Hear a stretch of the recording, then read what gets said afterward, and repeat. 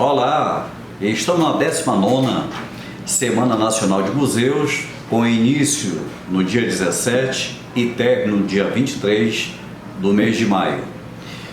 Estou aqui para lhes dar as boas-vindas para essa extensa programação que começou a ocorrer a partir de hoje, 17/5. Essa programação, certamente, os senhores e as senhoras estarão tendo a bela satisfação de poder apreciar a programação que nós selecionamos com muito carinho para todos vocês. Essa programação, no momento, nós estamos trabalhando intensamente nos nossos espaços para lhes proporcionar a melhor recepção possível dentro dos nossos espaços, começando dentro do nosso CAM, que é o nosso Centro de Arqueologia, o nosso museu também da cidade de Manaus, a nossa biblioteca pública, enfim, estamos trabalhando intensamente nessa parte de manutenção e tenho certeza que a nossa equipe técnica preparou o melhor que cada manauara pode esperar dessa nova gestão do prefeito Davi Almeida. Sejam bem-vindos à 19ª Semana Nacional de Museus. Olá a todos, é uma alegria enorme estar aqui, iniciando a 19ª Semana de Museus. É um evento promovido pelo IBRAM, Instituto Brasileiro de Museus, e o Museu da Cidade se orgulha em apresentar uma programação fantástica com assuntos palpitantes da área, de interesse social, sempre objetivando o resgate da memória, os interesses da cidade de Manaus, do estado do Amazonas e do país. A proposta do IBRAM, Instituto Brasileiro de Museus, na sua 19ª Semana Nacional, é falar sobre o futuro dos museus, recuperar e reimaginar. Interessante o contexto no qual o Museu da Cidade, os museus do Amazonas e os museus do mundo estão passando neste período da pandemia do Covid-19. Então, a proposta é conversar, dialogar sobre os museus de hoje, do presente, porque é no aqui e agora que podemos reimaginar, transformar e construir os museus que queremos projetar no amanhã. Temos a participação ilustre de amigos que se fazem presentes, e nós vamos relembrar a mitologia grega sempre nos ajudando. Quando os deuses pediram a Zeus, que era o deus dos deuses, que pudesse colaborar. Por quê? Os grandes feitos dos deuses, as grandes colaborações para ajudar a humanidade, estavam sendo esquecidas. Não se tinha mais a memória. Então, pediram a Zeus que pudesse fazer alguma coisa, que pudesse recuperar, pudesse reimaginar. E Zeus, sabiamente, criou o Museion, do qual herdamos e surgiu a palavra museu, da deusa da memória, Mnemosine. E deste casamento com esta deusa da memória, eles deram as luzes, as musas, os grandes feitos da arte, das belezas eternas e morredoras. E a partir deste momento, o Museion, o museu, passa a resgatar, a preservar e conservar o engenho, o desenvolvimento, as proezas do conhecimento humano. O Museu da Cidade de Manaus se alegra em ter aqui o senhor Neilo Batista, que é vice-presidente do Conselho Municipal de Cultura, que nos brinda com a sua presença, e de igual forma estendemos o tapete vermelho para receber a professora Etelvina Garcia, ela que é jornalista, historiadora e escritora. Meus amigos, sejam bem-vindos à 19ª Semana Nacional de Museus. É um bate-papo informal, agradecendo a você, a sua audiência. Você pode colaborar conosco, pode usar o chat room, pode escrever, que nós vamos responder a sua pergunta. É um vídeo também interativo e nós queremos que você participe. Mande a sua pergunta, mande a sua interrogação que nós vamos responder. E a gente vai dar as boas-vindas e conversar primeiramente aqui com o Neilo. Neilo, o Conselho Municipal de Cultura, nesses poucos dias da gestão do prefeito Davi Almeida, já se utilizou dessas tecnologias sociais. Em plena pandemia, ninguém cruzou os braços, mas houve toda uma programação intensa para exatamente trazer esse resgate da memória dos nossos grandes, dos nossos heróis. Queria que você falasse um pouquinho para a gente do que o Conselho Municipal de Cultura fez e como ele se utilizou dessas tecnologias do audiovisual em tempos de pandemia, que a gente não pode reunir as pessoas, não pode trabalhar com o público.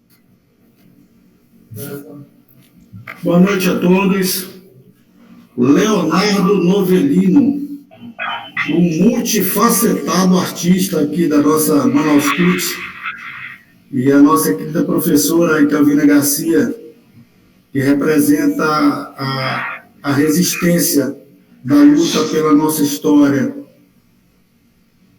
representa todo aquele amor, aquele carinho, aquela atenção que um professor, um profissional deve dar ao seu conhecimento, à sua arte, ao seu ofício, né?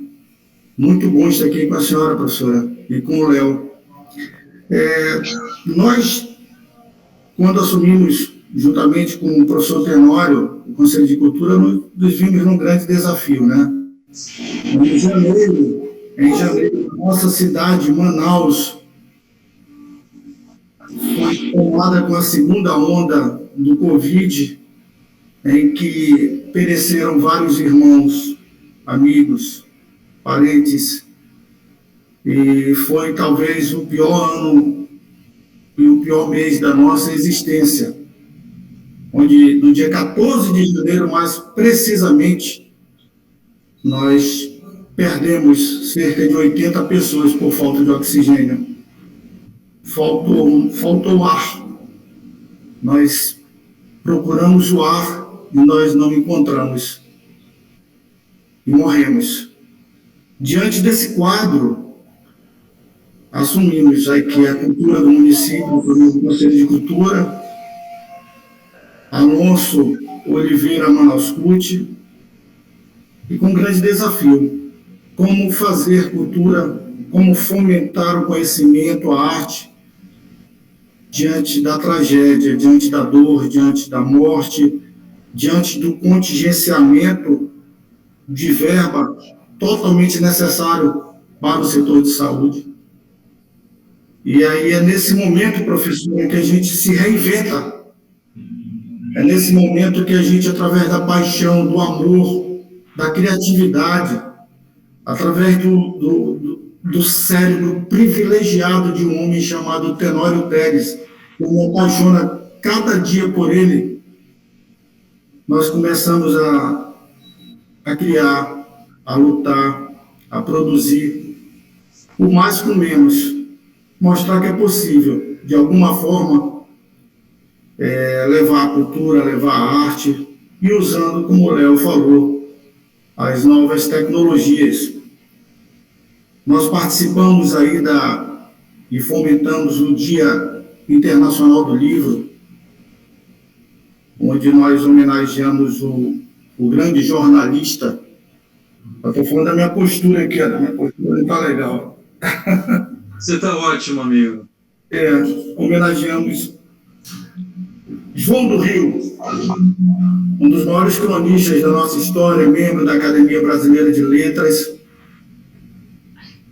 E foi um grande evento onde usamos as tecnologias, fizemos uma live, né, e levamos para o Amazonas inteiro aí um pouco de conhecimento na arte da poesia, da crônica, e tentando fortalecer a leitura em um país onde o número de analfabetos funcionais, professora, é intenso.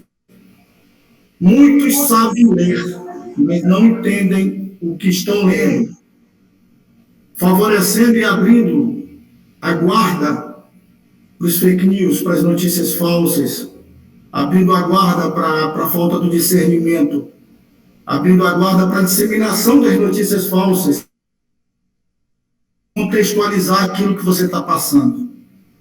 Então, a importância do uso das tecnologias através de uma live para homenagear o Dia Internacional do Livro, homenageando João do Rio, foi muito grande e muito valorosa.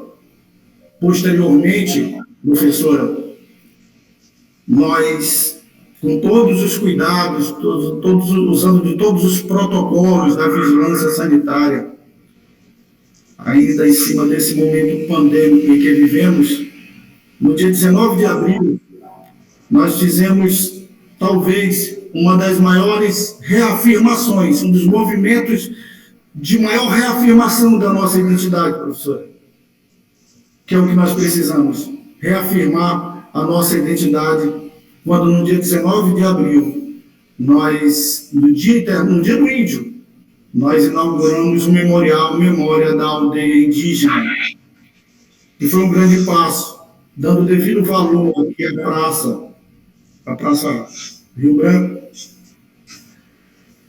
a Praça Dom Pedro, desculpa, onde nossos irmãos estão enterrados e onde esses corpos diariamente eram moralizados, né? Desrespeito de todas as partes, as pessoas faziam suas necessidades em cima das urnas, e debaixo lá os nossos antepassados, os manaós, os bacéis. E nós fizemos esse movimento. Nós conseguimos mobilizar o país inteiro. Recebemos aí uma nota do professor Ribamar Bessa Freire, seu amigo, grande professor Ribamar Bessa Freire, professor Itelvino. E nesse momento, no dia 19 de abril, usando novamente as tecnologias, fizemos uma cerimônia híbrida. Foi uma live e também teve uma quantidade de pessoas presencial dentro dos protocolos estabelecidos e obedecendo tais protocolos. Nesse dia, o nosso prefeito fez uma reparação de 350 anos e pediu perdão aos nossos irmãos indígenas. E eu abro um parênteses nesse momento, ao tocar no episódio e na grande da inauguração do Memorial da Memória da Aldeia Indígena, em que reafirmamos a nossa identidade como indígenas, como amazonenses, como caboclos que somos. Eu quero abrir um parênteses para falar de um trecho do livro de memórias do saudoso imortal da Academia Amazonense de Letras, Áureo Nonato. Se eu não me engano, ele escreveu em... Querido Áureo Nonato. Porto das Catraias. Ele escreveu Os Bucheiros, escreveu Porto das Catraias e escreveu Pitombas e Biribais. Né? E no Porto das Catraias, onde ele relata todo o desafio, aquela ânsia, aquela inquietação de sair de Manaus, de sair da condição de filho de bucheiro, de vendedor de vísceras, que atravessava as Catraias, de Catraia até o o mercado municipal juntamente com seu pai para vender as vísceras, visto que o nosso povo do São Raimundo ficou conhecido como os bucheiros, né? Que a maioria trabalhava em cima disso. E Áureo conta nas memórias dele que ele conseguiu ir para o Rio de Janeiro aos 17 anos via exército, né? Aproveitou e foi pelo exército. E lá, quando terminou um ano da sua condição de militar, ele entrou em contato com a Casa dos Estudantes, ele conheceu intelectuais e ele começou a vida intelectual dele no Rio de Janeiro. E por que eu estou contando tudo isso para falar da identidade? Áureo, que foi amigo, inclusive, de Clarice Lispector, ganhou um livro da Clarice.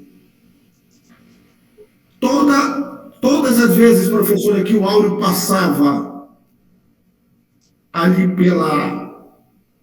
pelo Rio Antigo, e o Nelson Rodrigues, monge maldito, o encontrava, Nelson Rodrigues levantava os braços e gritava: salve o único amazonense que eu conheço na face da terra. Professora Leonardo, por que Nelson Rodrigues dizia isso? De forma enfática, gritando. No Rio, muitos jovens iam estudar. As famílias ricas com recursos aqui de Manaus e do interior mandavam seus rebentos para o Rio de Janeiro para estudar. Tinham condições e iam estudar. E acabavam que se familiarizando com o carioquês, se vislumbrando com o Rio de Janeiro e esqueciam a sua identidade e tinham vergonha de dizer que eram amazonenses. Logo, Nelson Rodrigues só conhecia um que se afirmava e que batia no peito de sou amazonense, sou filho de bucheiro. E é justamente toco nesse, e já fazendo uma memória ao nosso querido Áureo Nonato, que foi meu amigo. Fantástico, Neilo. E quero dizer também, Neilo, que assim como o Áureo, o João do Rio, que você citou algumas décadas antes, ambos se utilizaram da tecnologia da época, que era a imprensa, as crônicas, que eram esperadas, os livros, para fazer esse registro histórico. Exatamente. E um cronista social, né? Tirava uma fotografia dos costumes do carioca. Áureo, da mesma forma, ele que foi secretário da trupe de Pascoal Carlos Magno, participou ativamente do movimento teatral carioca. Também, através da sua literatura, da imprensa, das letras, fazia esse resgate e imortalizava ali, num recorte histórico, as cidades em que viveu, os costumes, o período que conheceu e viveu. Exatamente, é justamente usando os recursos que se tinham à mão. Falando em tecnologia, eu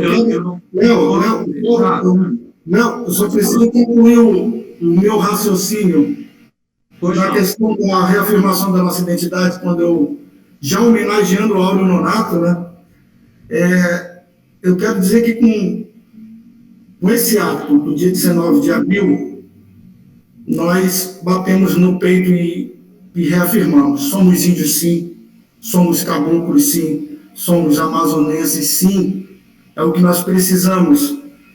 Várias e várias vezes você escuta: falaram em São Paulo, só tem índio aí, só tem índio sim, somos índios sim, somos caboclos sim, e precisamos reafirmar a nossa identidade. Então foram eventos como esse, o Memorial, Dia Internacional do Livro e tantos outros que nós fomos encontrando e usando a tecnologia para poder preencher aquela lacuna física causada pelo momento pandêmico. Então fala para a gente também do dia 4 de março, que o Conselho Municipal de Cultura realiza uma exposição virtual celebrando o aniversário, como você falou, de um caboclo, de um indígena, de um homem de bem, de um ilustre amazonense, que podemos homenageá-lo em vida, que completou 95 anos. Ô, professora, hoje, Tiago, hoje nós acabamos de receber, professora, Tiago.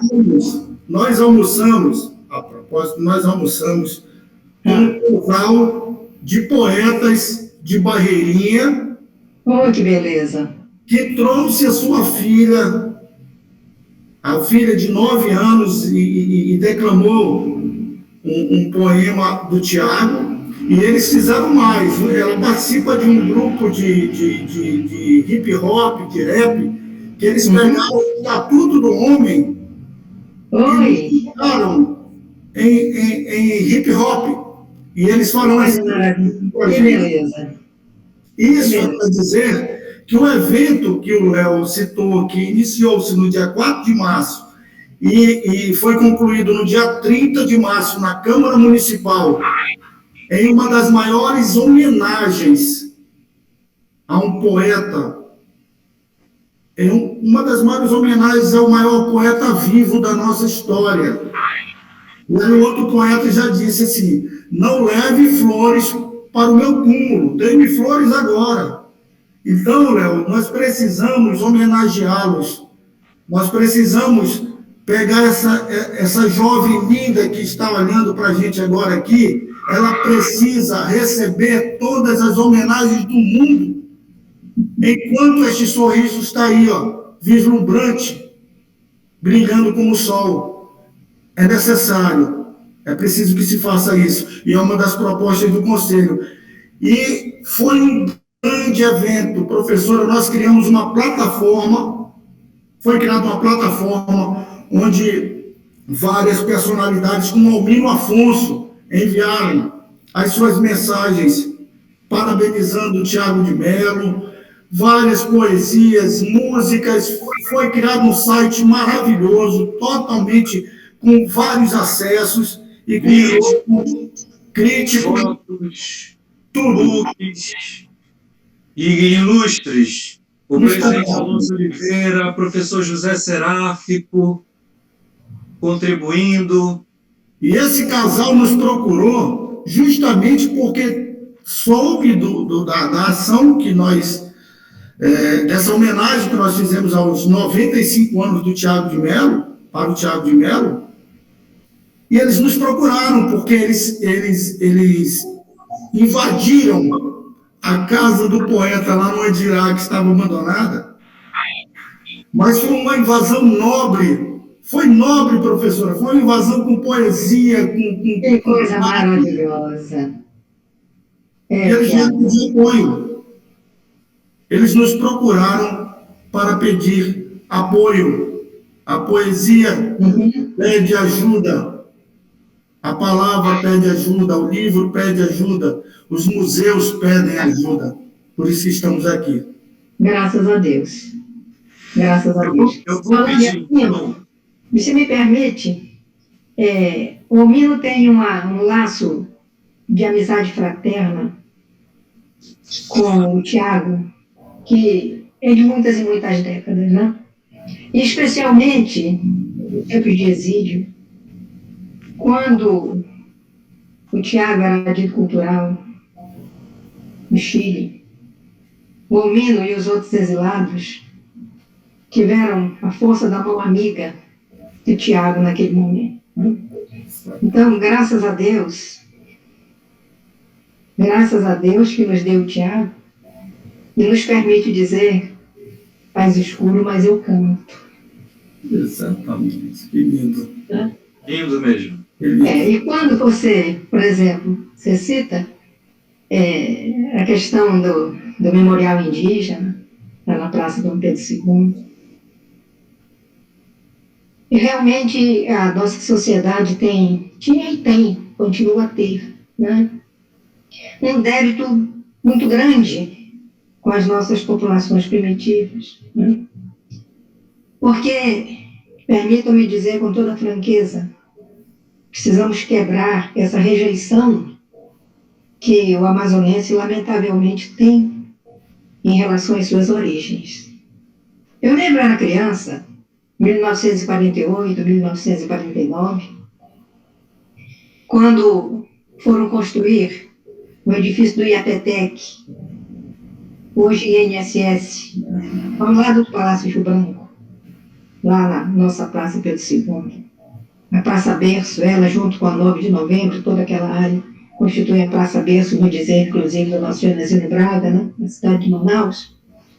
A imprensa noticiou o achado de várias urnas indígenas. É claro que eu estou falando de 1948, 49, são passados 71, 72 anos, eu era muito pequena. Mas, sinceramente, eu não lembro de, naquele momento, ter havido qualquer interesse por parte das instituições ligadas à história e à memória em preservar as urnas indígenas que estavam sendo encontradas ali. Não sei se o IGA teve o cuidado de transportar alguma delas para a sua sede. É possível que isso tenha acontecido, não sei. Eu era pequena, como eu digo. E o que ficou marcado mesmo em mim foi o fato de as pessoas dizerem, olha o que tem de urna de índio aí que estão encontrando, entende? Não está no gibi, entende? Ora, ainda bem que nós vamos ter um belo edifício ali. Né? Enfim, há alguns registros de que em 1961, o Hilbert, que era um pesquisador alemão da área da arqueologia, como nós sabemos, né? E junto com o professor Mário Piranga, teriam escavado o local e encontrado algumas urnas e até preservadas. Bom, eu não encontrei, gostaria de ter, eu estou dizendo isso até em tom de apelo aos pesquisadores, né? Eu não consegui juntar, entende? Na hora de cruzar as informações, eu não consegui adensar essa informação.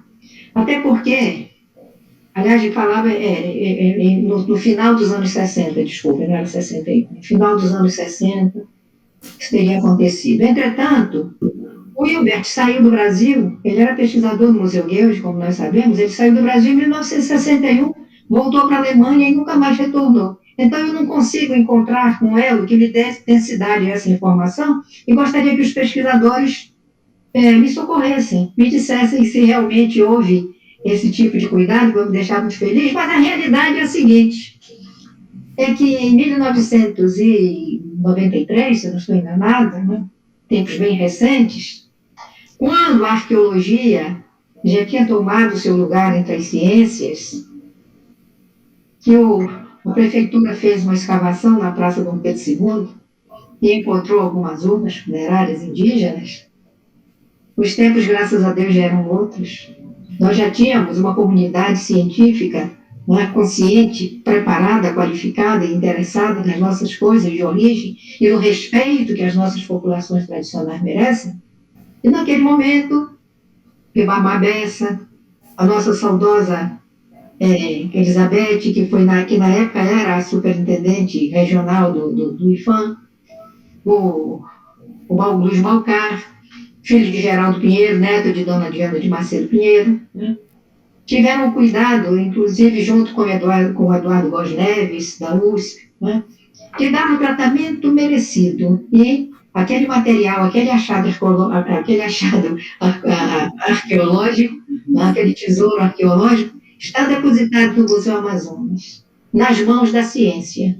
Isso contribuiu muito para que nós tivéssemos, começou ali, esse movimento dos quais o Ribamar, que é filho de Dona Elisa Bessa, nome de rua, lá no antigo bairro dos Tocos, que eu não sei por que perdeu essa denominação, e era hora de nós seguirmos aquela orientação do nosso querido e saudoso professor Mário Piranga, bairro de Nossa Senhora dos Tocos, ou de Nossa Senhora Aparecida dos Tocos, ou dos Tocos de Nossa Senhora Aparecida, não sei, alguma coisa aí. Os livros dele, ele referia a isso muito. Então, é a hora de nós resgatarmos aquilo que é nosso. Nossa Senhora é muito nossa, mas Vamos associar o nome da Nossa Senhora, que inclusive é a madrinha da nossa cidade, né? A nossa cidade nasceu como cidade de Nossa Senhora da Conceição, da Barra do Rio Negro. Vamos associar ao nome do bairro de Nossa Senhora Aparecida o nome primitivo do bairro dos Tocos. Né? Pois bem, então, a gente hoje tem esse prazer, essa satisfação de encontrar um grupo de pessoas ligadas à comunidade acadêmica, né? Que, inclusive, se não são da área da arqueologia, têm a devida noção de valor, com a consciência de valor. E, no final das contas, nós hoje podemos dizer que ali, no chão de origem da nossa cidade, que foi vilipendiado pelo invasor, pelo colonizador, que quando chegou aqui, encontrou um lugar que era muito propício para ele afirmar a dominação do invasor. Não é? A dominação não apenas pela posse da terra, não é? Mas também a dominação pelo menosprezo, pelo desrespeito à memória dos nossos antepassados. Não é? Pois bem, então, vocês estão realmente nesse prazo tão curto, em tempos de pandemia, em que realmente o luto e a dor, né, invadem as casas nossas, dos nossos parentes, dos nossos amigos, das pessoas queridas. Né? Essa cidade que, graças a Deus, ainda é para nós, aqueles 300 e poucos mil de que fala o Jorge Loureiro, né? Já fez lá, ele é um economista muito, muito competente, já fez lá os seus levantamentos, entende? E de dados, e chegou à conclusão de que nós, os amazonenses de raiz, né? Como nós que estamos aqui, me lembro muito bem da minha infância da Orivesaria Oriora, né, de Stefano Genaro Novellino, né? Pois bem, então, né, nós que somos descendentes da Manaus de Trás-Antontem, né, nós nos sentimos muito bem em ter que contribuir para que realmente as nossas verdadeiras raízes sejam não apenas prestigiadas, mas respeitadas, né, enaltecidas. Né? Isso precisa chegar às escolas. Né? Então, o Tenório, o Ribamar Bessa, o Luiz Baltar. Né? Aliás, o Luiz Baltar é filho de Geraldo Pinheiro, um dos maiores etnólogos que nós já tivemos, neto de Dona Diana de Macedo Pinheiro, professora de não sei quantas gerações, a minha inclusive. Né? Pois bem, então é com um prazer muito grande que a gente toma conhecimento, né, de tanta coisa que foi feita em um momento tão difícil, quando a comunicação é tão difícil, né? Mas eu gostaria, assim, diga. Aliás, eu não chegou a hora de eu falar, não. Eu só dei uma entradinha aqui na. É um bate-papo. Mas se eu puder me dar a palavra, eu vou gostar. Vou lhe dar. Só para. Fique à vontade. Fique à vontade. Relembrar. A grande autoridade aqui é a professora Italvina. Não é nada, somos todos nós. Nós trabalhamos com um objetivo comum. Né? É o nosso sangue, são as nossas raízes, olha, as nossas raízes índias. O índio é muito sensível. Né? Verdade. É a sensibilidade do índio que aflora nos momentos difíceis, né? E que nos mantém de pé, graças a Deus. Né? Mas a verdade é essa, cada vez. Você lê aquela crônica, por exemplo, do Paul Marquardt, em que ele fala, né, que as urnas do cemitério primitivo, né, que ficava próximo ao forte, etc., né, que, na verdade, já estavam estampadas ali dentro, só tinha cinza e vento, e poeira e coisas. Mas a verdade é que o colonizador tentou, mas não destruiu, o cemitério está lá. Interessante falar de tecnologia. Respeitado e preservado. Esse é respeitado e preservado. Ele não se deixa acabar. Ele está lá, para dizer, é nosso. E para a população ter acesso a isso, é um sítio arqueológico, né? Mas nós temos, falando das tecnologias, o aplicativo do Museu da Cidade de Manaus, para a tecnologia Android.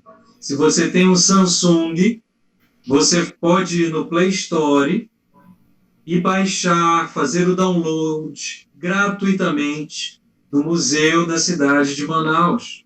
E graças a Deus. Sabe ver as urnas, conhecer o sítio arqueológico, Na palma da sua mão, você vai ter o aplicativo, um conteúdo de mais ou menos 3 horas, assim como a exposição virtual celebrando o nosso Thiago de Mello, com vídeos, textos, o nosso Eduardo Góes Neves falando, contextualizando o sítio arqueológico Manaus.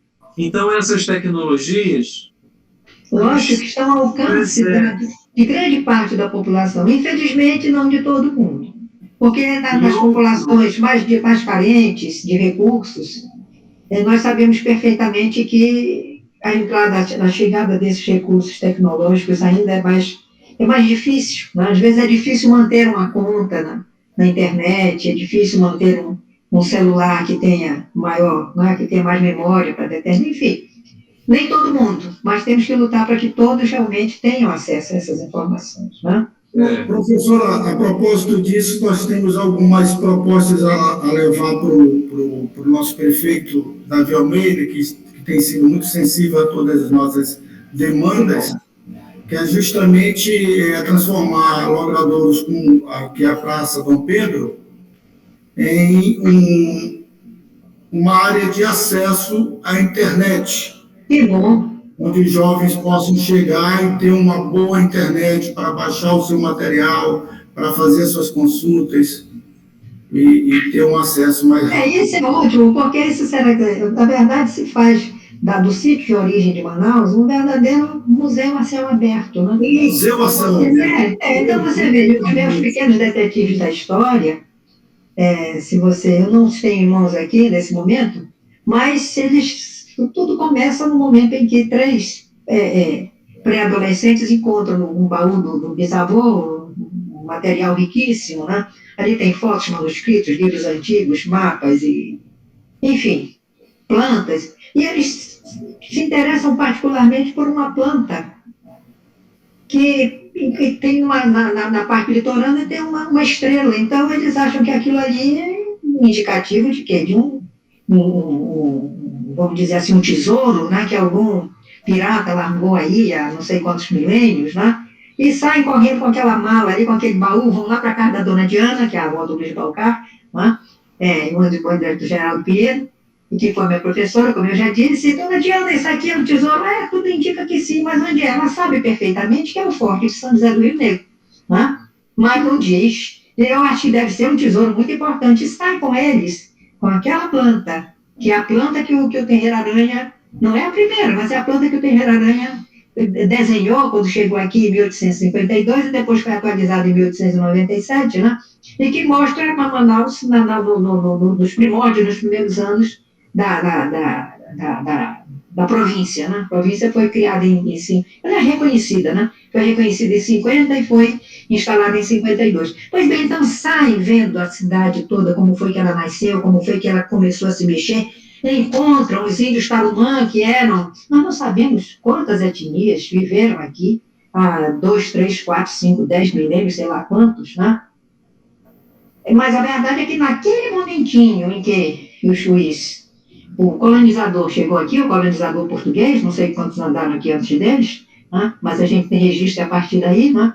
Então, naquele momento, quem estava aqui era os Tarumã, que já conheciam o gosto amargo, entende, da dominação estrangeira, porque isso aconteceu, como nós sabemos, a chegada do colonizador português aqui para construir o Forte de São José do Rio Negro em 1669, supostamente 1669, mas um ano a mais ou a menos também não está fazendo muita diferença, né?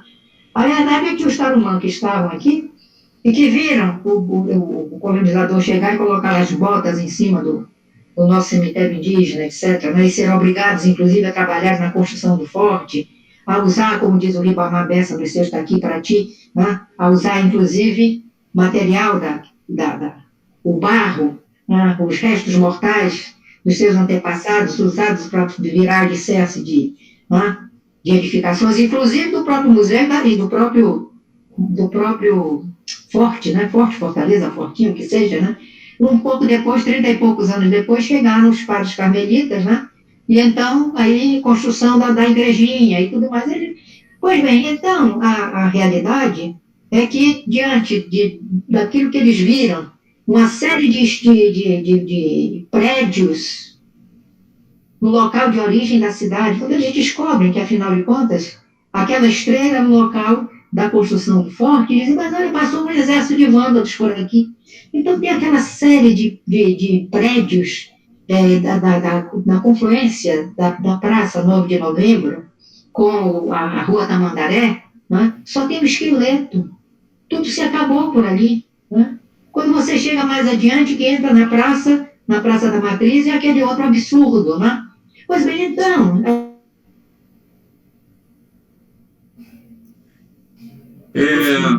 Ficou sem áudio. Eu quero dizer que esse... Voltou, está voltando, Léo. Está voltando. Professor, eu sou fã desse livro, Os Pequenos Detetives da História. Eu estou sem áudio aqui. Mas nós estamos ouvindo. Está no segundo bom, professora. Oi? Chegou o áudio aqui. Voltamos. Professora, já que houve essa questão aí, eu quero dizer que esse livro, Os Pequenos Detetives da História, ele tem a sua tecnologia, o seu recurso pedagógico muito bacana para o público infanto-juvenil, de todas as idades, não é? E é essa proposta do HQ, Pois tem é. muito apelo com a juventude, da história em quadrinho. E fui muito criticada na época porque eu fiz um livro em quadrinhos. Imaginar, extremamente pedagógico. Fui muito criticada na época, até na Assembleia Legislativa do Estado, onde está pretendendo colocar nas escolas um livro em quadrinhos. Né? Tem essas coisas, né? Mas a gente vai tocando e, graças a Deus, o livro está nas escolas públicas das últimas séries do ensino fundamental e das primeiras do ensino médio do Estado. Né?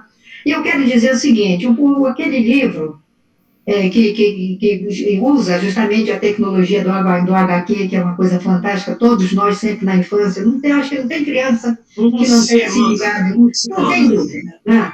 Pois bem, a verdade é a seguinte, ele é apenas um roteiro, viu?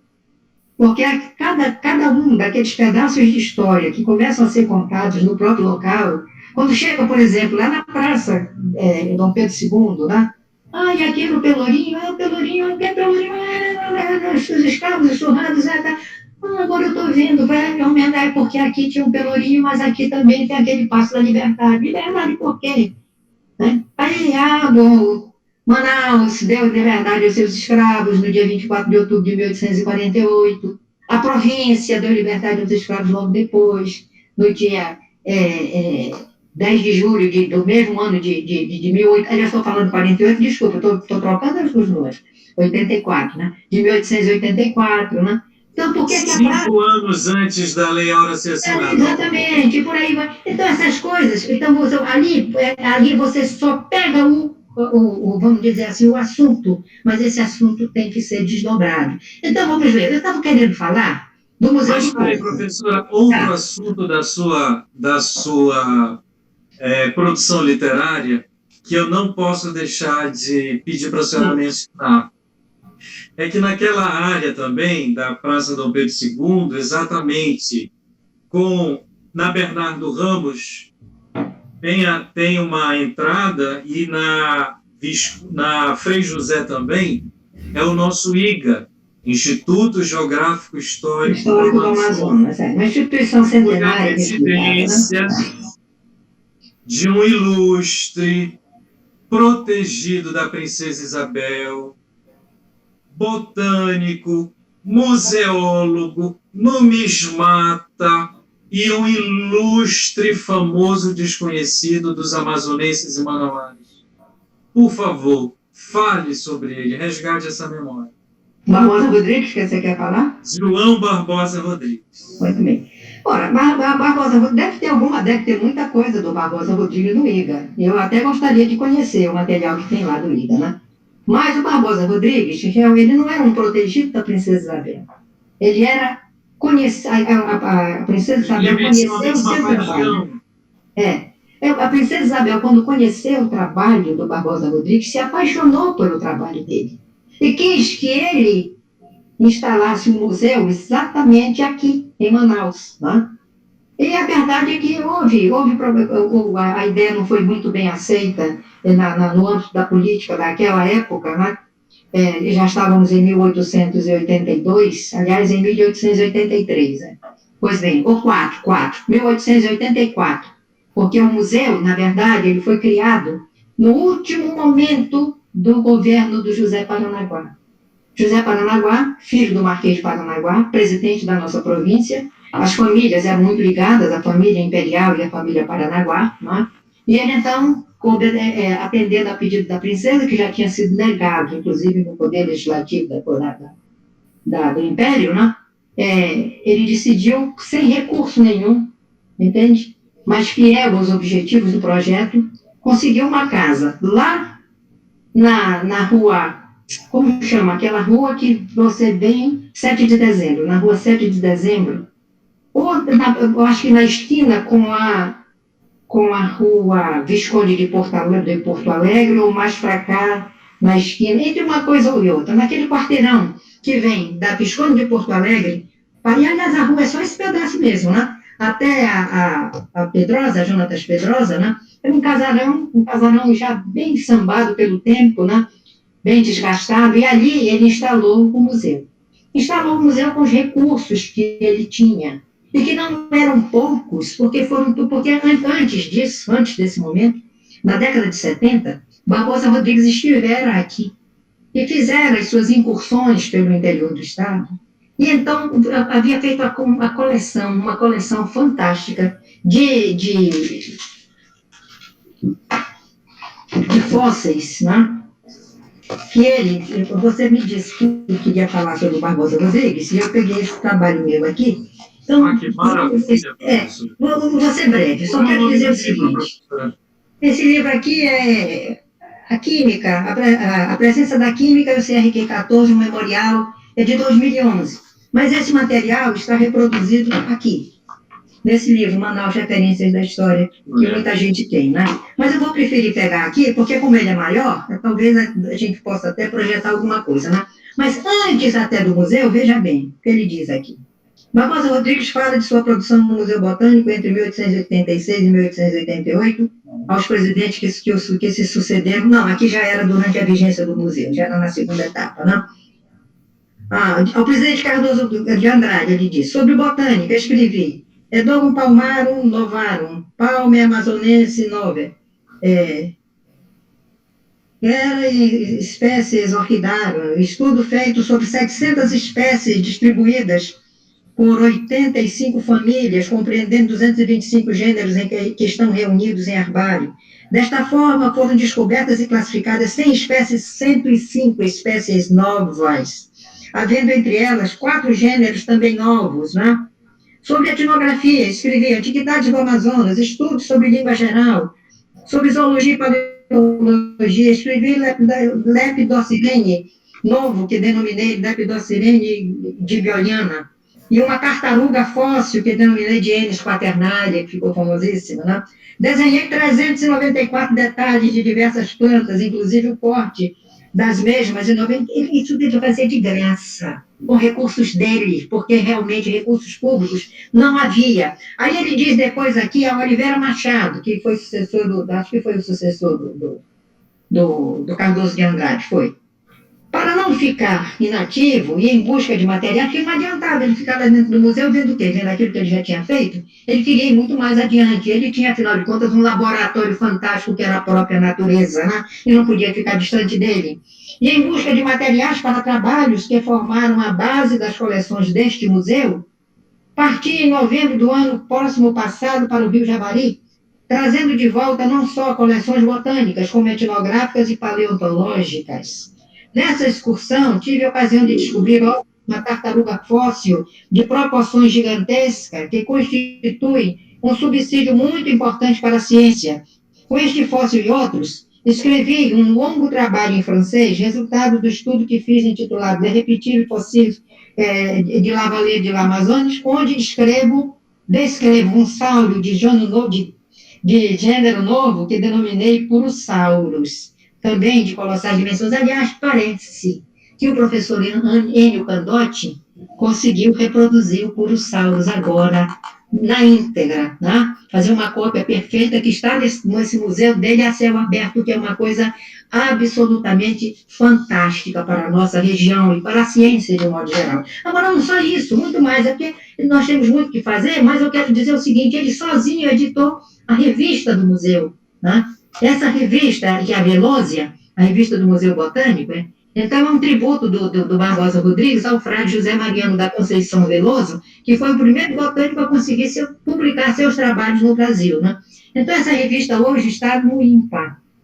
E o que eu quero dizer, porque nós não podemos nos alongar, temos muito mais coisas para dizer também, é que já em 1886, o nosso Barbosa Rodrigues conseguiu uma sede própria para o museu. Onde ficava?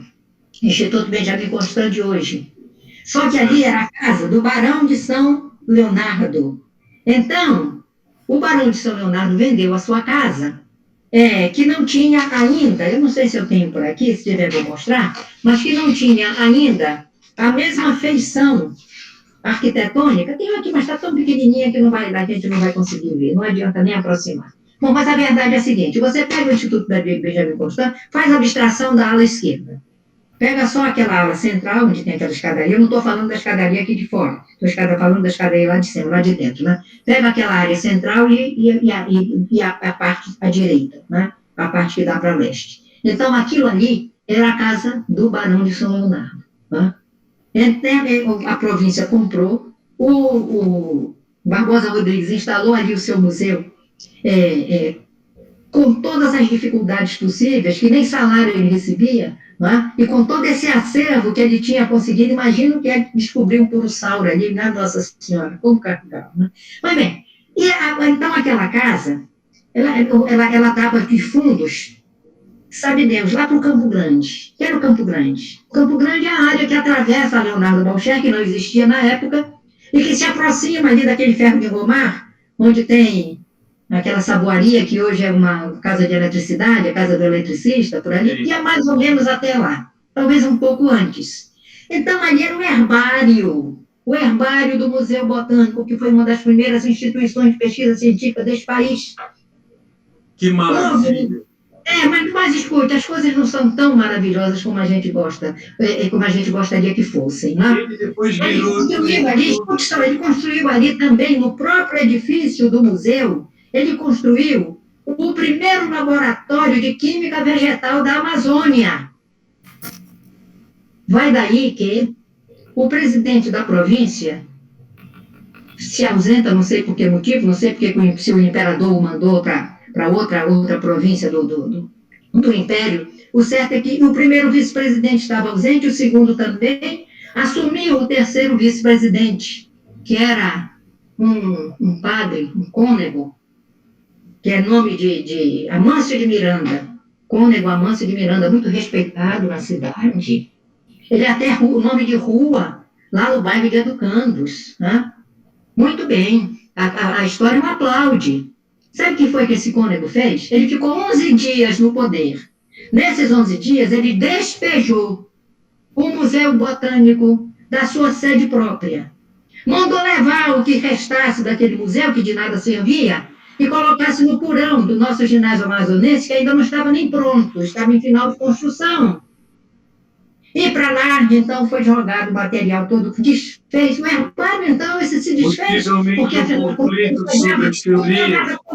A quantidade enorme de terras que corresponde aos fundos do Benjamin Constant atravessa Leonardo, né? Leonardo, até teu nome, Leonardo Malcher, vai embora até perto do Colégio Auxiliadora. Então, aquelas espécies vegetais que ele fala aqui, 300 e tantas, dos quais 100 e tantas eram novas e não sei o que mais, tudo aquilo destruído.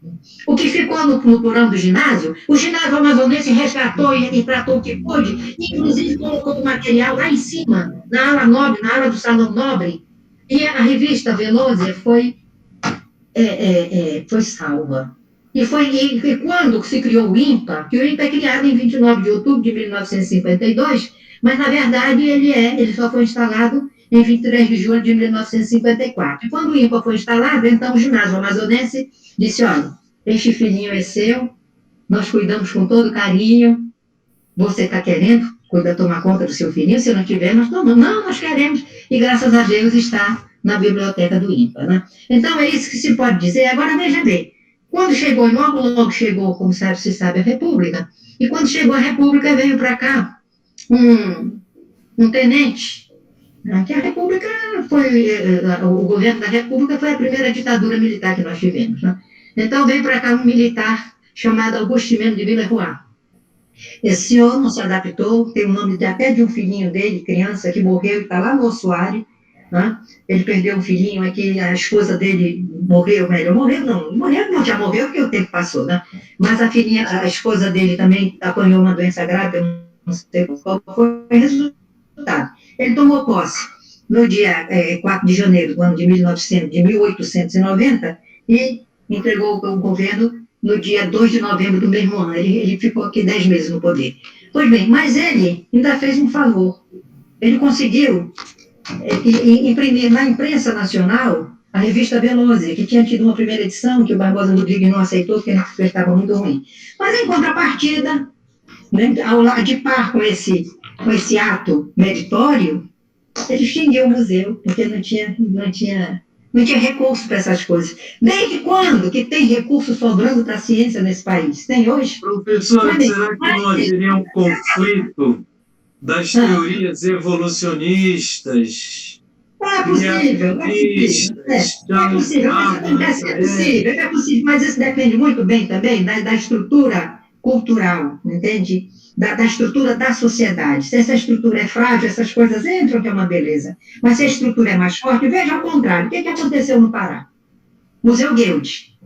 O Museu Guild teve dificuldade de se instalar como museu propriamente dito, naquele momento, ainda no período imperial, ainda quando era província do Pará, e nós já éramos província do Amazonas.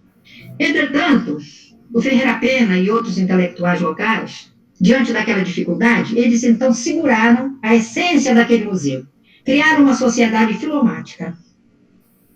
E quando veio a República, o Pará não recebeu um tenente vindo não sei de onde, não.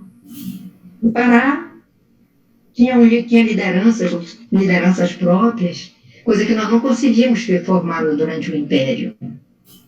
E foi o Lauro Sodré, o primeiro governador republicano do Pará. E um dos primeiros atos desse governador republicano foi institucionalizar o Museu Paraense, que depois, já na década seguinte, veio Emílio Guild e tudo aquilo a gente sabe, mas eu preferia falar.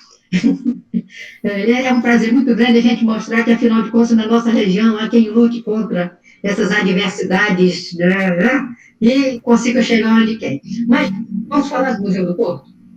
Por favor. E lembra... Léo, antes dela prosseguir com o Museu do Porto, eu queria dizer o seguinte, que eu ouvi a professora Etelvina, como se nós estivéssemos fazendo uma viagem virtual pelos museus, com tanta clareza e verdade que ela passa, e riqueza de detalhes. E eu acredito que quem está assistindo está viajando e passeando virtualmente pela história da nossa cidade neste exato momento. Aliás, eu quero fazer um agradecimento às referências que você, Nélio, e o Leonardo têm feito a mim e ao meu trabalho. Eu fico muito, muito, muito, muito feliz. Muito feliz, inclusive, de estar podendo colaborar, né? Como colaborei com o Márcio no quadriênio passado, que, aliás, foram 8 anos que o Márcio esteve aqui, colaborando com vocês. Inclusive, dei a minha contribuição à construção do museu da cidade, né? Graças a Deus. E então é muito bom que nós tenhamos pessoas nossas amazônicas tomando conta das nossas coisas, né? Precisamos disso, precisamos formar lideranças qualificadas, conscientes do seu sentido de amazonidade. Isso é muito importante, muito importante. Então, muito mais do que é importante, isso é uma necessidade estrutural, visceral que tem a nossa sociedade. Mas então, veja bem, o Museu do Porto é o único museu tombado pelo Patrimônio Histórico Federal, pelo IPHAN, que nós temos em Manaus. Agora, não obstante, porque quando é tombado pelo patrimônio, não pode deixar cair, não, porque está tombado. O nosso museu foi criado, salvo engano, em 1986, não sei. Tem uma plaquinha afixada à fachada, né, da sede do museu, que foi o primeiro edifício construído. Por quê? Porque ali se instalou a usina geradora de energia elétrica para gerar energia para a construção de todo o porto de Manaus, de todas as obras de porto, né? Armazéns e, vamos dizer assim, pontes flutuantes, né? Cais flutuantes, e a questão do macaco das torres, né? Bom, então, eu passei pela Manaus Tour em 1900, aliás, em 2006 ou 2007, uma coisa assim, por aí. Mas antes de passar pela Manaus Tour, eu recebi um convite para dar consultoria cultural à companhia, à empresa que estava administrando o Porto de Manaus, né? E naquele momento a minha primeira preocupação foi com o Museu do Porto. O museu estava fechado havia uns 10 anos. Isso era 2000 mais ou menos há 10 anos que o museu estava fechado. Isso era ano 2000, 2001, uma coisa assim. E fui ver o museu. Tudo abandonado. Encontrei uns gatinhos lá, que eram criados por uma senhora que tomava conta do museu, né? Aquelas quentinhas em cima das plantas do porto, umas feitas em papel muito ácido, papel jornal, papel linhas d'água, outras feitas em linho, né? E então ali era a caminha dos gatos e tudo mais, né? Procurei a chave da tal central de energia elétrica, né? Mas graças a Deus, como eu tive, o Divino Espírito Santo me iluminou, e eu consegui chamar a Jane e a Margarete, que eram as pessoas que tinham, duas das pessoas que tinham trabalhado na construção, né? Na construção do projeto, na execução do projeto, né? E consegui trazê-las de volta. A Jane, inclusive, era pesquisadora do Museu Amazônico. Não sei se ela ainda está em atividades, mas se estiver, é bom que se chame a Jane, né? E a Margarete, as duas trabalharam e, inclusive, conseguiram identificar a residência de um senhor que havia trabalhado naquela época, que já estava aposentado, mas que certamente sabia onde é que estava. Até hoje talvez ainda exista por lá, fica encostada na parede que dá para a praça, né? É a usina geradora de energia elétrica, né? Por quê? Porque havia ali um bem muito precioso, que era uma pá feita em ouro branco, que o governador, que os ingleses tinham dado ao governador Silvério Neri de presente na hora lá da construção da pedra fundamental do porto, coisa dessa natureza, né? Pois bem, então conseguiram localizar tudo, mas não sei que fim levou hoje. Bom, mas escute, naquele momento, nós começamos a pensar por onde é que nós vamos começar. Aí fizemos um levantamento de todo o acervo do museu. Comparativamente ao que as meninas tinham lá da origem, faltava muita coisa. E parte desse acervo, eu devo dizer, que estava dentro de um banheiro, situado em um espigão indesejado, com umas casas, não sei quais, de um piso só. Ali tinha, não sei, tem uma série de instituições por ali. Aquilo precisa ir ao chão.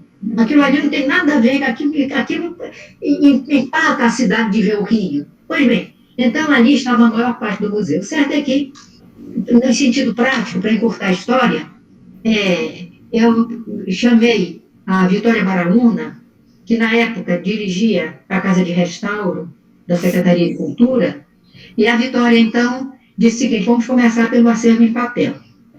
Paralelamente a isso, o IGA estava fazendo o restauro de todo o seu acervo em madeira, de todo o seu mobiliário, né? E então eu consegui que os restauradores de lá viessem e fizessem o restauro de todo o acervo em madeira. E a Jane, então, disse: olha, vamos em 2 etapas. Nós vamos fazer agora apenas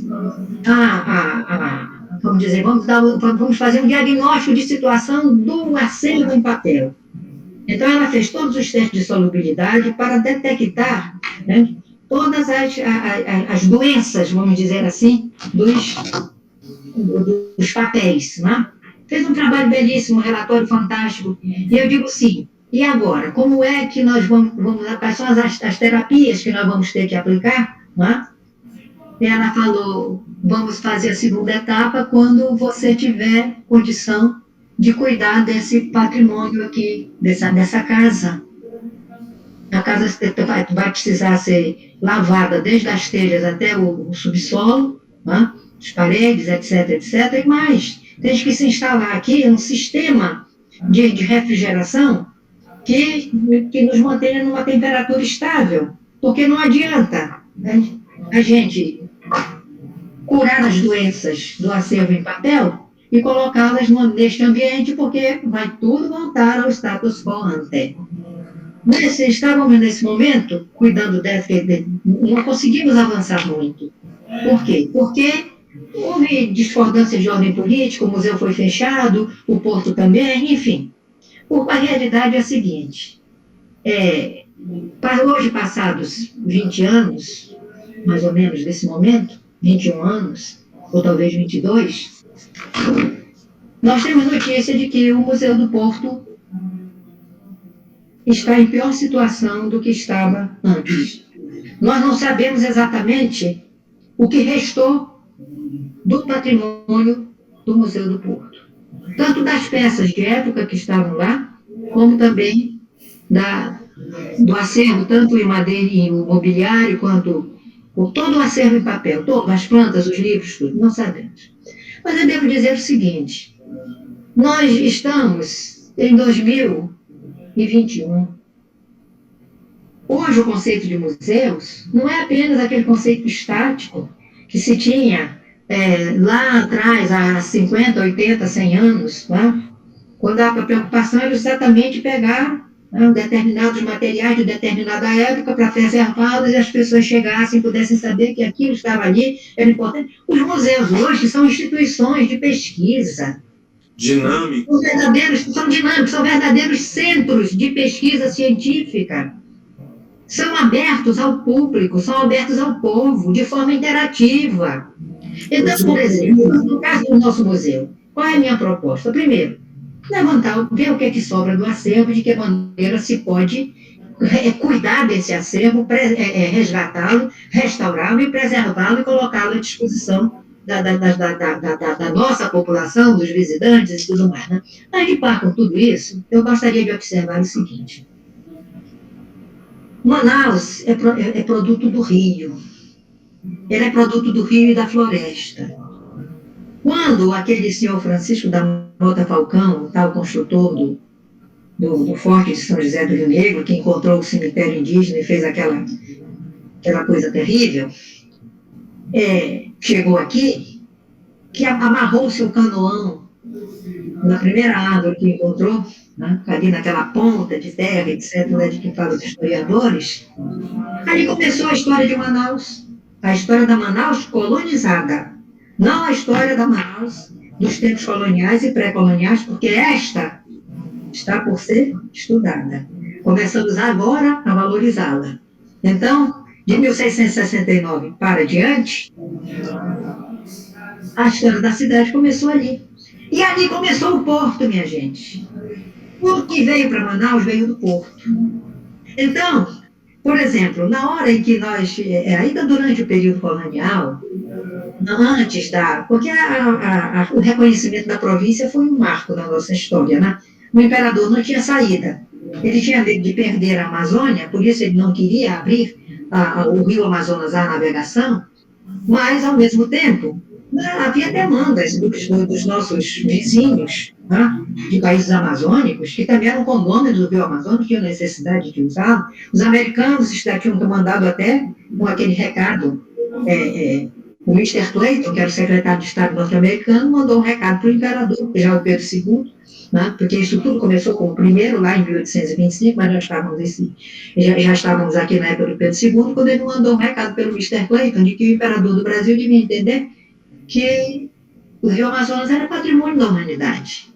Então, não poderia continuar fechado ao progresso, impedindo que as nações não mandassem. Mas bem, o imperador, então, aceitou permitir que apenas os navios brasileiros, nossos, de bandeira brasileira, e dos países limítrofes,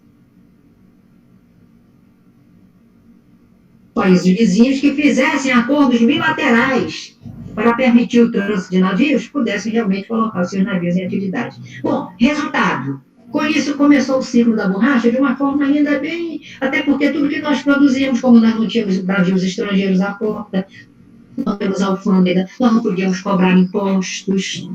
Então, todas as exportações eram feitas pelo Pará, e somente a partir do dia 7 de dezembro do ano de 1866, um parto. Porque é um decreto que foi criado, que foi editado nesse dia, mas para entrar em atividades em vigor somente no dia 7 de setembro de 1867, 9 meses depois. Foi bem.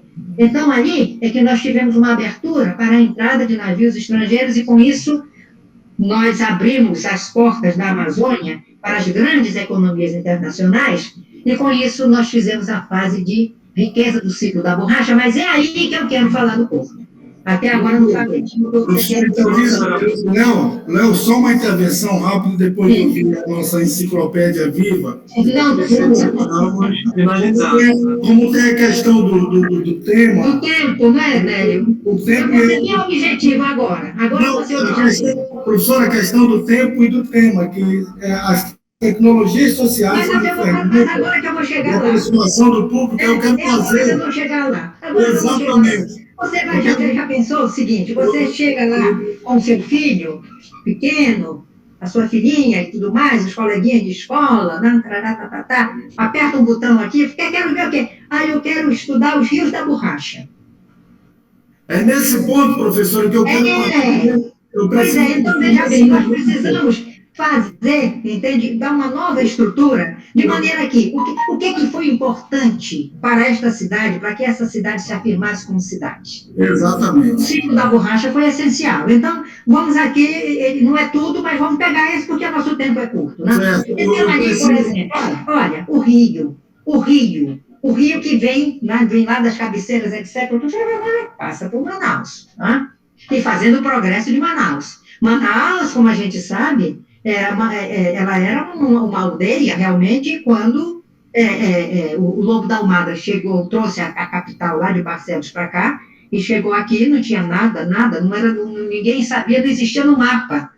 Tem mapas que você olha e você não encontra o lugar da Barra, tá? Então, foi a partir dali que ele disse, não, mas aqui pode ser um grande centro de comércio, navegação, etc., né? E aí, veja bem, peraí, deixa eu mostrar.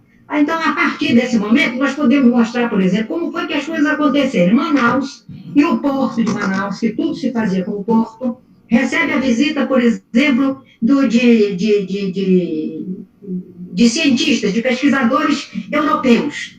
Você recebe aqui, vamos dizer, em 1850, o Alfred Russel Wallace. O Alfred Russel Wallace, como se sabe hoje, ele é um dos, ele junto com Darwin, antes era só o Darwin que era reconhecido como o grande cientista, pesquisador da teoria evolucionista, mas hoje são os dois.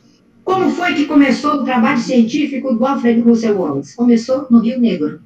Então, veja bem, eu sei que você já sabe quais são os rios da borracha, o Negro não era um dos rios da borracha, mas olha ali, nessa história dos rios da borracha, deriva para cá, deriva para lá, aqui, qual foi o trabalho do Alfred Russel Wallace? Por onde ele andou? Como é que ele subiu? Ele subiu o Rio Negro. Passou por onde? Por onde isso aqui, Carboeiro, Periri, Moura, Marcelo. Chega lá em cima, no alto do Rio Negro. Então, ele começa a fazer o trabalho dele. Ele estudou os peixes do Rio Negro, catalogou-os todos. E foi ali que ele fundamentou a sua teoria evolucionista, que desenvolveu depois, quando voltou para a Europa, conseguiu um financiamento e foi embora para a Ásia. Tá?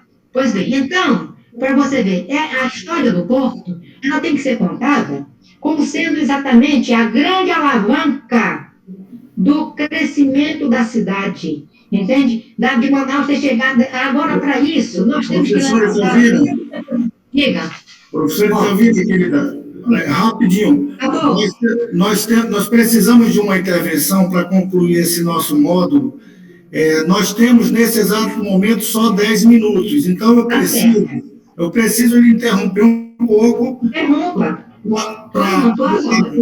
para passar para o Leonardo, para que ele fale um pouco para a gente, que é totalmente dentro do tema de hoje, o Museu de Manaus, que ficou conhecido como Museu do Paço, ele hoje tem vários atrativos tecnológicos. As pessoas entram no museu e ficam impressionadas com aqueles rios, com o fenômeno dos rios voadores, e várias situações, e que é de grande importância porque é a história aliada à tecnologia.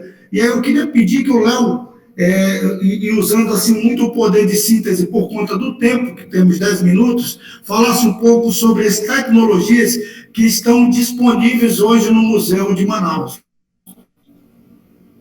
Mas por que nós queremos que sejam disponibilizadas no Museu do Porto através de um acervo que vai ser feito a conta de muito estudo? Exatamente. Esses temas todos. Casando, eu conheço bem o Museu da Cidade porque trabalhei na construção dele, né? Mas por quê? Diferente, por exemplo, do Egito, com a areia, com a rocha, que deixou um patrimônio enorme, né? Que atravessou o tempo, nós não temos essas condições.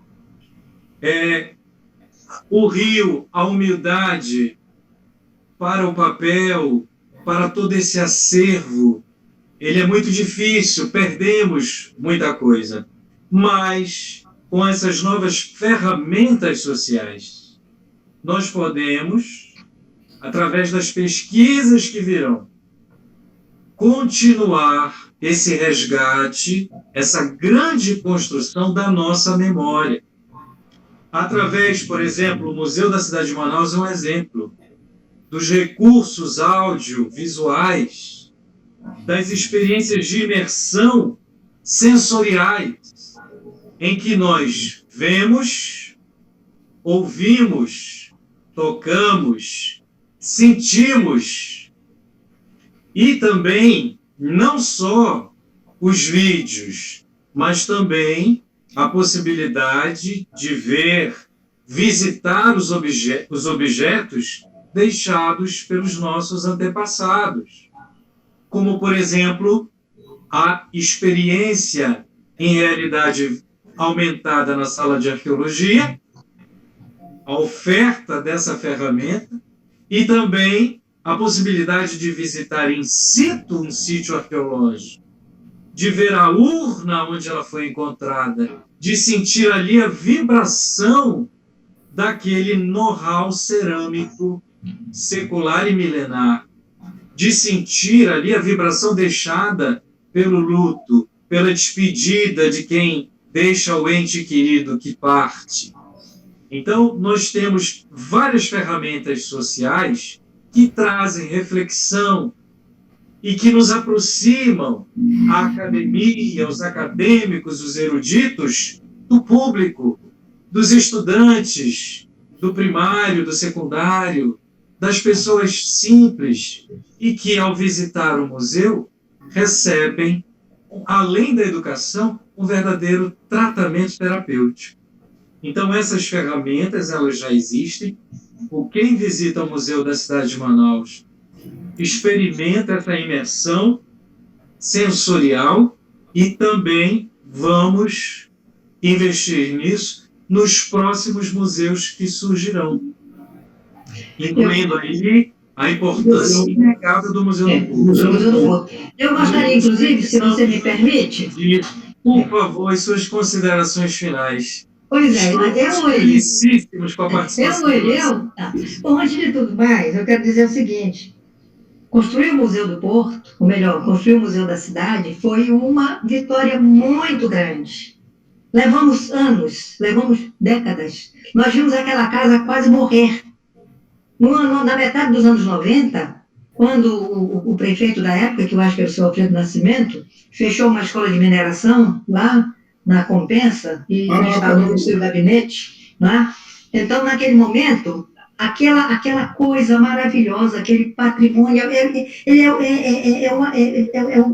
vamos dizer assim, é o patrimônio mais puro, de linhas mais puras do neoclássico que nós temos na cidade de Manaus. Aquilo ali estava relegado ao abandono.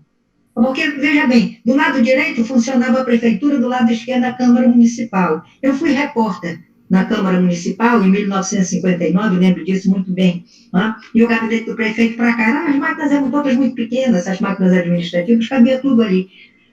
Então, começaram a fazer, eu cheguei lá, o piso sacrificado, fizeram um banheiro para o lado de cá, fizeram um lugar de fazer cafezinho, não sei para onde, né? Quebravam as janelas, não sei por onde, tiravam os lustres, enfim. O restauro que foi feito no Paço, ele não era o que nós queríamos. Nós queríamos muito mais. No entretanto, o que foi feito conseguiu preservá-lo. E ele está aí. E aí nós conseguimos partir para a segunda etapa, né? Estou falando nós em termos de cidade, né? Conseguimos partir para a segunda etapa, que foi criar um museu, no museu da cidade, numa cidade que não tinha acervo. Para fazer um museu da cidade, não. Né? E esse seu então, graças a Deus, aí nós partimos para aquilo que tinha de mais importante, de mais significativo, que era a área de arqueologia. Temos aquela sala fantástica que está ali, e passamos a usar os recursos tecnológicos utilizando a criatividade. Né? Inclusive, também é muito importante o momento em que nós mostramos a evolução, fatos históricos importantes, né? Como reflexo das fotos na água que corre. Né? Quer dizer, então, enfim, foi uma vitória muito grande. E nós temos que estender essa vitória ao Museu do Porto. Inclusive, uma das ideias é nós fazermos uma miniatura, não sei de que forma ainda, do museu, da estrutura que ele tinha, como o Macaco das Torres, um museu, um porto que chamava a atenção, atraía visitantes do mundo inteiro pelos recursos tecnológicos avançados que usava para a época, né? Não havia carros de 4 rodas trafegando ali dentro, enfim, coisas dessa natureza que a gente precisa pensar daqui para frente, né? Para preservar e continuar alimentando o Museu da Cidade e para cuidar do nosso Museu do Porto. Porque o museu com o porto e a água tem toda a história desta cidade. Professor Itelvina, Léo, permita-me, já em decorrência do tempo, permita-me, em nome do nosso querido prefeito Davi Almeida, em nome do presidente da Manaus CUT, Alonso Oliveira, nosso presidente do Conselho de Cultura, Tenório Teles, que me incumbiu essa nobre missão de estar aqui com vocês. Quero agradecer muito, muito, muito a tua presença, Léo, sempre brilhante, sempre viva, e principalmente a nossa enciclopédia viva, essa pessoa que abriu um museu virtualmente para a gente nessa tarde, que é a professora Itelvina, e queria deixar um registro antes de que termine, que em uma das nossas missões nos arquivos, visitando os arquivos públicos, nós visitamos o Arquivo Público Estadual e eu descobri um documento no Arquivo Estadual que a professora Itelvina não tinha conhecimento, que é um documento, Léo, que ele é datado de 30 de abril de 1884.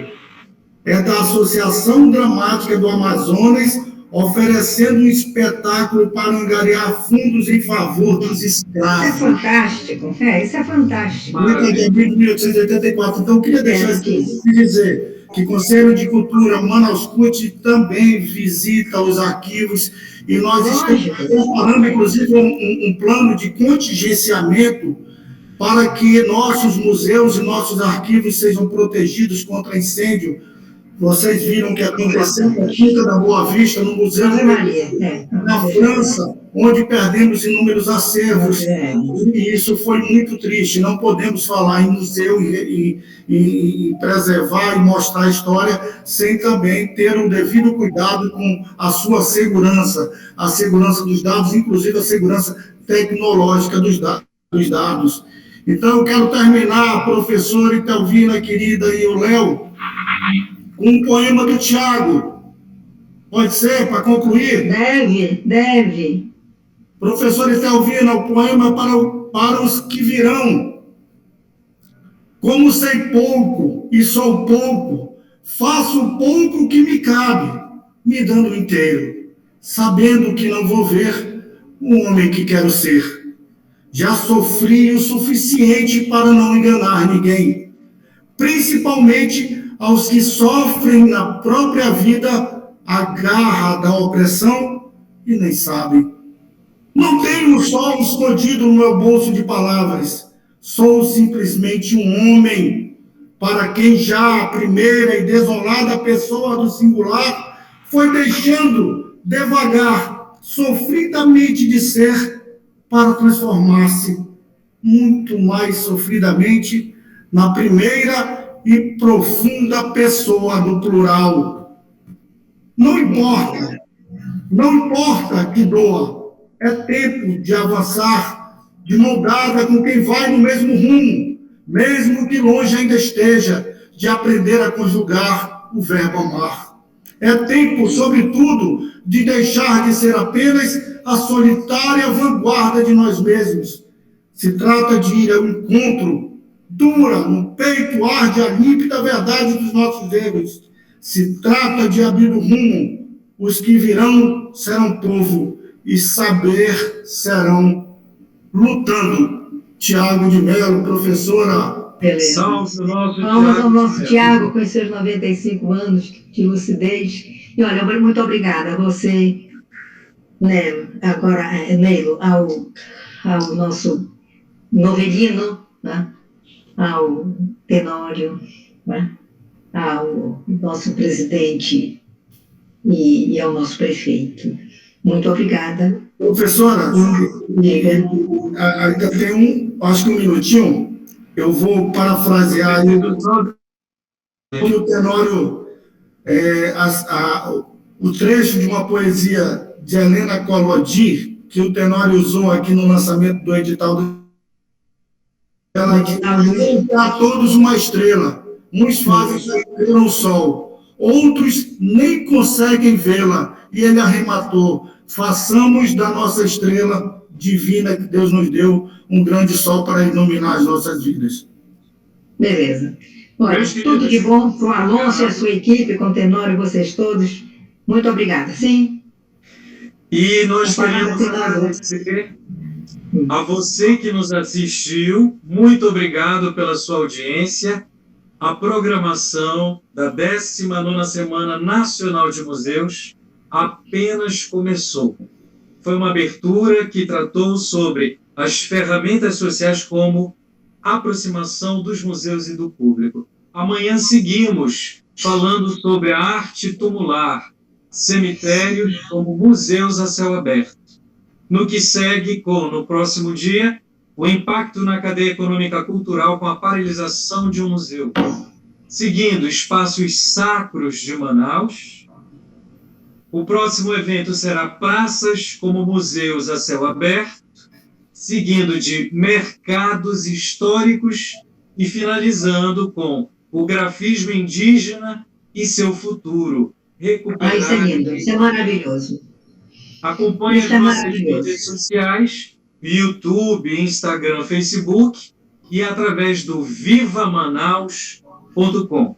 Contamos com a sua audiência e até lá, gente. Muito obrigado. Até lá. Obrigada.